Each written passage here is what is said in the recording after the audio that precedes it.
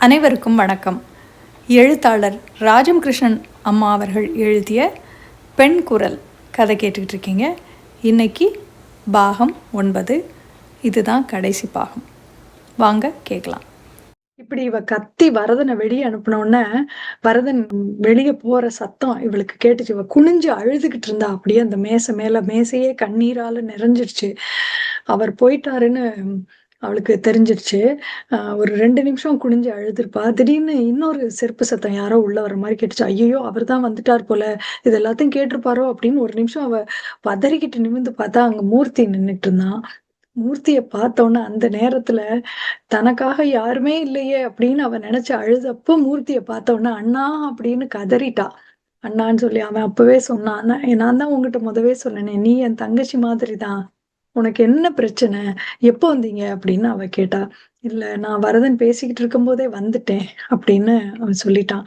ஆ என்ன இப்படி பேசுறானே! அவன் பேசுனத கேட்கப்போ எனக்கே அதிர்ச்சியா இருந்துச்சு. அதனாலதான் உள்ள வர வேணான்னு வெளிய நின்னு நான் கேட்டுக்கிட்டு இருந்தேன் அப்படின்னு மூர்த்தி சொன்னான். அவனும் பதறித்தான் போயிட்டான் மூர்த்தியும்.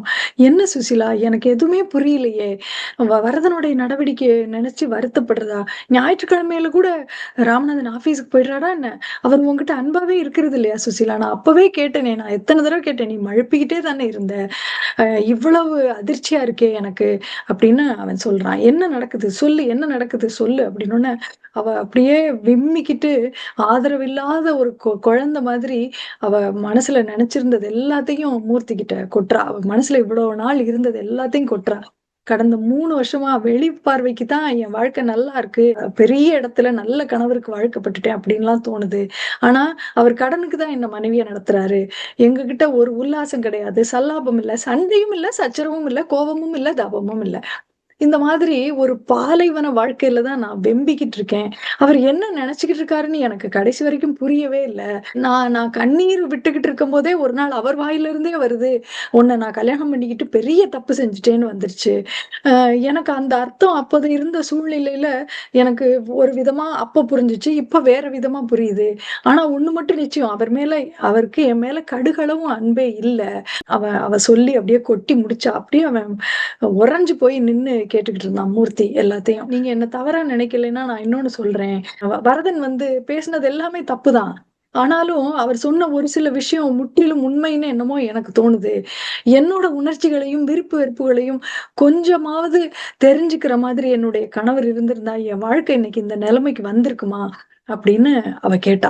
அம் உடனே மூர்த்தி கேட்டான், "இந்த மாதிரி உன்கிட்ட இன்னைக்கு பேசின மாதிரி முன்ன எப்பயாவது வரதன் பேசியிருக்கானா?" அப்படின்னு அவன் கேட்டான். அப்பதான் அவளுக்கு தோணுச்சு, என்னோட மனசுக்கான சரியான காவலாளியா நான் இல்லையோ! இந்த மாதிரி அவன் உள்ள வர்றதுக்கு நான் தான் இடம் குடுத்துட்டேனோ! என்னுடைய ஆற்றாமையினால நான் எங்கேயோ பலவீனமா நான் இருந்துட்டேனோ! அப்படிங்கிறது அவளுக்கு தோணத் தொடங்குச்சு. அப்ப மூர்த்தி மறுபடியும் சொன்னான், "ராமநாதன எந்த தப்புமே சொல்ல முடியாது. அவரு உன்னைய அவன் கூட சரளமாக பழகுறதுக்கு அனுமதிச்சிருக்காரா இல்லையா? அப்ப நீ உன் மனசு தளர விடாம இருந்திருக்கணுமா இல்லையா? நீ அப்புறம் ஒண்ணு சுசிலா, அம் ஆணுக்கும், பெண்ணுக்கும் கணவனுக்கும், மனைவிக்கும் எப்பவுமே ஒற்றுமை இருக்கணும். அப்படிங்கிறதெல்லாம் எதுவும் கிடையாது. நீ பரதன் சொல்றதெல்லாம் நம்பாத. எல்லா விஷயத்திலயும் எல்லா விருப்ப வெறுப்புகளும் ஒரே மாதிரி இருக்கணுங்கிறது முற்றிலுமான பொய். அப்படி இருந்தா கொஞ்ச நாள்லயே சலிப்பு வந்துரும், சண்டை வந்துரும். 2 பேரும் வெவ்வேறு விருப்ப வெறுப்புகளை கொண்டவங்களா இருந்தா தான் ஒருத்தருடைய முன்னேற்றத்துக்கு இன்னொருத்தர் தூண்டுகோலாவே இருப்பாங்க. 2 பேரும் ஒரே வழியில, ஒரே விருப்ப வெறுப்புகளோட போய்க்கிட்டு இருந்தாங்கன்னா, ஒரு காலத்துல பொறாம வந்துரும், போட்டி வந்துரும். இதுதான் நடக்கும். அதனால அவர் சொல்றது அந்த விஷயத்துல தப்பு. உடனே தப்புன்னு சொன்ன உடனே சுசீலாவுக்கு புரிஞ்சிரும். சரி, அத விட்டுருங்க. ஆதி காரணமாகிய அன்பே அவருக்கு என் மேல இல்லையே! அதுக்கு என்ன காரணம்? அப்படின்னு அவர் கேட்டப்போ, அப்போ நீ சொன்னீல, ராமநாதன் நான் கல்யாணம் செஞ்சுக்கிட்டது தப்புன்னு அவர் சொன்னாருன்னு சொன்னீல. ஏன் சொன்னாருன்னு என்னைக்காவது கேட்டிருக்கியா? அப்படின்னு அவன் கேட்டான். அது எதுக்கு நான் கேட்கணும்? அதான் நல்லா தெரிஞ்சுச்சே. அவங்களோட அண்ணிய நான் தப்பா பேசிட்டேன். அந்த மனஸ்தாபம் நேரிட்டுச்சு. அதனால தான் அவர் அப்படி சொன்னாரு. அவர் பாட்டுக்கு காலையில எந்திரிச்சு ராத்திரி 9 மணி வரைக்கும் அலுவலகத்துக்கே போயிடுறாரு. எங்க போறாரு? என்ன செய்றாரு? என்ன எதுவும் எனக்கு தெரியல. அதே மாதிரி நானும் இருக்க முடியுமா? முடியாது. பெண்ணா பிறந்த காரணத்துக்காகவே அவர் என்ன செஞ்சாலும் சரின்னு நான் அவர்கிட்ட சரணாகதி அடைஞ்சு தான் ஆகணுமா? அப்படின்னு அவ கேட்டா. உடனே மூர்த்தி சொன்னான், "புரியாத விஷயத்த நேர்ல கேட்டு தெரிஞ்சுக்கிறதுக்கு பேரு சரணாகதின்னு அர்த்தமா சுசி? உன்ன நான் குற்றம் சொல்றேன்னு நீ தயவு செய்து எனக்கு நினைக்காத." சரி, இப்ப எனக்கு தெரிஞ்சிருச்சு. உங்க 2 பேருக்கும் இடையில என்ன பிரச்சனைன்னு எனக்கு தெரிஞ்சிருச்சு. நானே நேரடியா ராமநாதன் கிட்ட கேட்டுறேன். அப்படின்னு மூர்த்தி சொல்லவும், இப்ப மூர்த்தி பக்கமே திரும்புனான். சரி, என் பிரச்சனை ஒரு பக்கம் இருக்கட்டும். நீங்க எதுக்கு லீலாவ கல்யாணம் பண்ணிக்கல? நீங்க எதுக்கு அவள விட்டுட்டு அத்தை பொண்ண ஹேமாவ கல்யாணம் பண்ணிக்க போறீங்க? அப்படின்னு கேட்டா. அவ தான் கேட்கணும்னு முடிவு பண்ணியிருந்தாள்ல. அப்ப மூர்த்தி சொன்னா, உங்களுக்கு ஏன் இந்த பெண்கள் எதையுமே உடைச்சு பேச மாட்டேங்கிறீங்க? ஏன் எல்லாத்தையும் மனசுக்குள்ளே வச்சுட்டு நீங்களே எத ஏதோ யூகிச்சுக்கிறீங்க? நான் என்னைக்கு சொன்னேன் ஹேமாவ கல்யாணம் பண்ணிக்க போறேன்னு? நான் ஊர்ல இருந்து திரும்பி வந்ததுமே வீட்டை வித்து அத்தைக்கும் மாமாவுக்கும் பணத்தை திருப்பி கொடுத்துட்டேன். நான் ஹேமாவை கல்யாணம் பண்ணிக்க முடியாதுன்னு அவங்க கிட்ட சொல்லிட்டேன். உங்களுக்கு தெரியுமா? நீங்க எதையாவது மனசு விட்டு பேசினா தான் எங்களால சொல்ல முடியும் அப்படின்னு அவன் சொன்னான். இப்படி இவங்க பேசிக்கிட்டு இருக்கும்போது அந்த அறை கதவு சாத்தி இருந்துச்சுல, அத உள்ள இருந்து யாரோ தட்டுற மாதிரி சத்தம் கேட்டுச்சு. என்னது, யார் வீட்டுக்குள்ள இருந்து கதவை தட்டுறாங்க அப்படின்ட்டு மூர்த்தி அதை கவனிச்சுட்டு, என்ன சுசி, யார் இங்க இருக்கா? ராமநாதனை உள்ள வச்சு பூட்டிட்டியா என்ன? ஏன்னா அவ வந்து 1 மணி நேரம் கழிச்சு வேலை முடிச்சுட்டு வீட்டு வேலையெல்லாம் முடிச்சுட்டு வெளியே போகலான்னு நினைச்சு வந்தாள்ல, வரதன் வர்றதுக்கு முன்னாடி அறை கதவு சாத்தி இருந்ததுல. சரி, அவர் போயிட்டார் போலன்னு நினைச்சிட்டு கதவை வெளிப்பக்கமா தாழ் போட்டுட்டு தான் கிளம்ப போனா. அப்பதான் வரதன் வந்தாரு. வெளிப்பக்கமா தாழ் போட்டதுனால அவரால் உள்ள இருந்து திறக்க முடியல. என்ன, நீதான் ராமநாதன் உள்ள வச்சு பூட்டிட்டியா அப்படின்னு. அவரா? அப்படின்னு சந்தேகத்தோடயே அவ வந்து கதவ தொறந்தா, உள்ள இருந்து ராமநாதன் தான். அவளுக்கு திக்குன்னு போச்சு. ஐயய்யோ! இங்க நடந்தது எல்லாத்தையும் அவர் கேட்டிருப்பாரே! என்ன நெனச்சிருப்பாரோ? அப்படின்னு பதபதச்சுக்கிட்டே இருந்தா.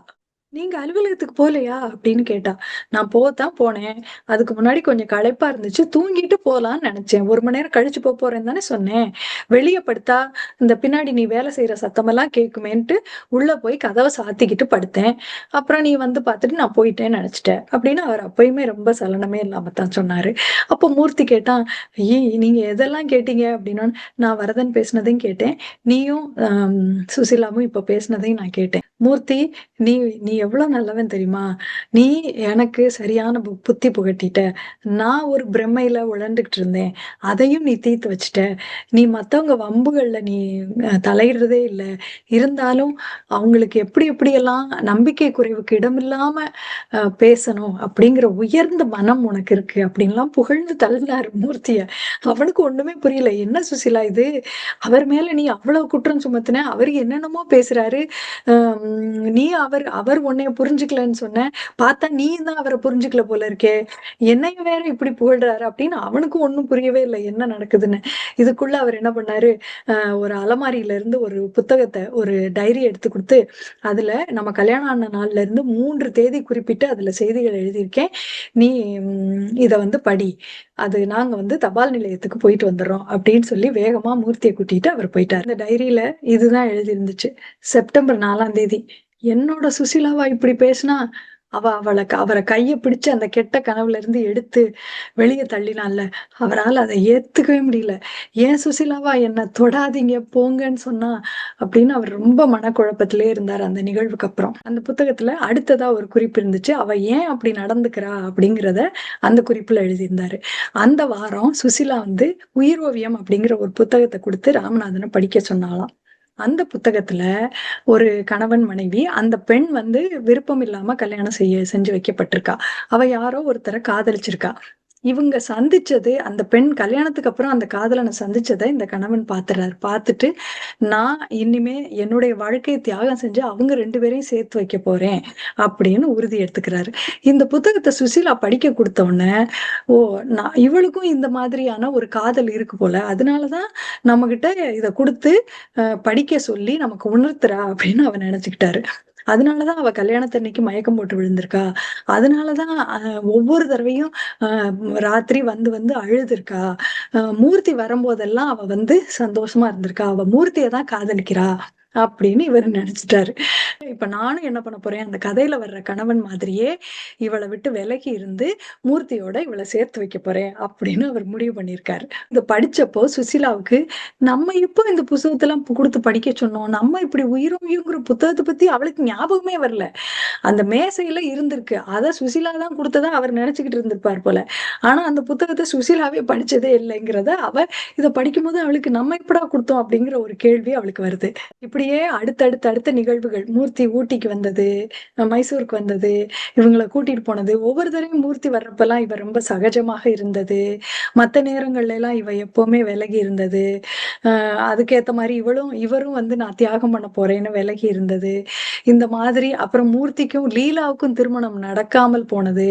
அதுக்கும் காரணம் இதனாலதான், மூர்த்தி இவள காதலிக்கிறதுனாலதான் லீலாவை வேணான்னு சொல்லியிருக்கா. லீலா அது தெரிஞ்சுதான் விலகி இருக்கா அப்படின்னு அவர் பங்குக்கு என்னென்னமோ கற்பனைகளை அடுக்கிக்கிட்டு அவர் விலகி இருந்திருக்காரு. இப்ப கூட மூர்த்தி வரப்போறான்னு சொல்லி இவ புது சேலை பொருட்கள்லாம் வாங்கினால, அப்பயுமே மூர்த்தி வரப்போறானோன்னா இவளுக்கு எவ்வளவு சந்தோஷமா இருக்கு அப்படிங்கிறதும் அவருடைய சந்தேகத்துக்கு மறுபடி கோட்டை கட்டின மாதிரி ஆயிப்போச்சு. சரி, அவ என் மன வாழ்க்கையில தான் அவளுக்கு சந்தோஷம் இல்ல. அவ இஷ்டப்படி அவ பாட்டாவது பாடட்டும் அப்படின்னு சொல்லி அவளோட எந்த ஆசைகளுக்கும் நான் குறுக்க நிக்க கூடாது. அந்த அளவுக்காவது நான் ஒரு நல்ல கணவனா இருக்கணும்னு முடிவெடுத்துதான் அவளோட ஆசைகளுக்கெல்லாம் அவர் வந்து உறுதுணையாகவே இருந்தார். அதனாலதான் ஏற்கனவே நொந்து போயிருக்கிற அவள வந்து மறுபடியும் குற்றம் சொல்லி நோக வச்சுக்கிட்டே இருக்கிறதுனாலதான் அடுத்த நாளே வேற வீட்டுக்கும் அவர் குடி வந்தாரு. ஆனா தனியா வந்ததுக்கு அப்புறம் கூட இந்த விரிசல் அதிகமாக்கிக்கிட்டே போகுதே, அவளால இன்னும் அமைதியா இருக்கவே முடியலையேங்கிற குழப்பமும் அவருக்குள்ள இருந்துகிட்டே இருந்துச்சு. எல்லாத்தையும் படிச்சு முடிச்சோடனே அவளுக்கு ரொம்ப கஷ்டமா இருந்துச்சு. ச்சே, நம்ம வந்து அவர் எவ்வளவு நல்லவர், உவமையே சொல்ல முடியாத அளவுக்கு ஒரு நல்லவரா அவர் இருக்காரு. அவரை நம்ம புரிஞ்சுக்காம எத்தனை தடவை நான் எரிஞ்சு எரிஞ்சு விழுந்திருப்பேன், எத்தனை தடவை நான் அலட்சியமா இருந்திருப்பேன். அப்பா இறந்தப்ப கூட அவர் வந்திருந்தாரே, அப்ப கூட நான் அவரை புரிஞ்சுக்காம திட்டத்தானே செஞ்சேன். இவர் எவ்வளவு நல்லவர், உண்மையாகவே அவர் எவ்வளவு நல்லவர். நான் தான் அவர்கிட்ட ஏன் அப்படி சொன்னீங்கன்னு நான் ஒரு வார்த்தை கேட்டிருக்கலாம். அதுதான் அது போக அந்த புத்தகம் எல்லாம் சேர்ந்து ஒண்ணுமே இல்லாத பிரச்சனைய 2 பேரும் தப்பு தப்பா எதையோ எண்ணி பெருசாக்கி அந்த விரிசல் ஆக்குறபடி செஞ்சிருச்சே அப்படின்னு அவ நினைச்சுக்கிட்டு இருந்தா.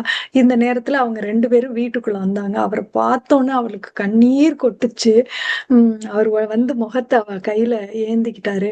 என்ன மன்னிப்பீங்களா அப்படின்னு அழுதுகிட்டே கேட்டா. அவர் உடனே அவ மார்பிள சாய்ச்சிக்கிட்டு தட்டி கொடுத்தாரு. அவ குழந்தை மாதிரி அவ தேம்பி தேம்பி அழுதா. அப்ப அவர் சொன்னாரு, சுசி, நானும் தப்பு பண்ணிட்டேன். நம்ம நடந்ததெல்லாம் கனவுன்னு நினைச்சு மறந்துடலாம், அழாத. ஒரு பெண் உள்ளத்தை வந்து புரிஞ்சுக்கிறதுக்கு என்னென்னத்தையோ தேடி அலைஞ்சுக்கிட்டு இருந்தேன். அதுக்கு பதிலா நேரடியா நான் உங்ககிட்டயே பேசி இருந்திருக்கலாம். உன்னை எவ்வளவு இப்படி நானே என்னென்னமோ நினைச்சு நான் ஒரு பக்கம் விலகி போக, நீ என்னென்னமோ நினைச்சு நீ ஒரு பக்கம் விலகி போக, பிரச்சனையே இல்லாத உன்னை நம்ம 2 பேரும் சேர்ந்து பிரச்சனை ஆகி ஒருத்தருக்கு ஒருத்தர் எவ்வளவு வேதனைக்கு உள்ளாகி இருக்கோம். நான் உன்னை வேதனைக்கு உள்ளாக்கிட்டேன். பரதன் முறை தவறி நடக்கிறதுக்கான காரணமே நான் தான். இனிமே அவன் சொல்ற மாதிரி எல்லாம் இல்ல, உன்னுடைய கலை உலக வளர்ச்சிக்கு நான் எவ்வளவு உறுதுணையா இருக்கேன் பாரு அப்படின்னு சொல்லிட்டு, மூர்த்தி எங்க என் கூட தான் வந்தான், ஆளை காணோம் போயிட்டானா அப்படின்னு திரும்பி பார்த்தா மூர்த்தி வந்துட்டான். ஒரு ஃப்ரெண்ட பார்த்தேன், அதனால வந்தேன்.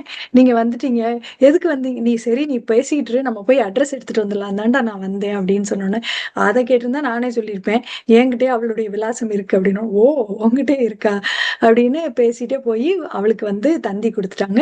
அடுத்தடுத்த நாட்கள்ல சுசீலா ராமநாதன் அப்படிங்கிற பேர் வந்து வானொலியில் பல வகையில் அது ரொம்ப பிரபலமாயிருச்சு. அவளை தேடி நிறைய புகழ் கடிதங்கள் எல்லாமே வர தொடங்கிருச்சு. அப்புறம் மூர்த்தியும் லீலாவுக்கும் திருமணம் முடிஞ்சிருச்சு. வரதனுக்கும் ஹேமாவுக்கும் திருமண ஏற்பாடு நடந்துகிட்டு இருந்துச்சு. கடைசியா இந்த ஒரு செய்தியோட ராஜம் கிருஷ்ணன் அம்மா இந்த கதையை முடிக்கிறாங்க. ஒரு குடும்பத்துல இருக்கிற பெண்கள் ஏற்றத்தாழ்வு மனப்பான்மைகளை களைந்து ஒற்றுமையோட குடும்ப படகை செலுத்துறது தான் பெண் முன்னேற்றத்தினுடைய முதல் முக்கியமான அம்சம். வெளி உலகத்துல வந்து ஆண்களுக்கு சமமா நம்ம போட்டியிடுறதுக்கு பாக்குறோம். அப்படி போகும்போது ஒரு நிறைய சுழல் போன்ற சிக்கல்கள் ஏற்படும். அதுல எல்லாம் அகப்படாம பெண்கள் வந்து தாங்கள் தேர்ந்தெடுத்து கொண்டிருக்கும் துறைகளிலேயே அதுல எல்லாம் அகப்படாம நின்று முன்னேறுவதற்கான வழியை கண்டுபிடிக்க வேண்டும். இதுதான் பெண் முன்னேற்றம் அப்படிங்கிற அந்த கருத்தோட இந்த கதையை ராஜம் கிருஷ்ணன் அம்மா முடிக்கிறாங்க.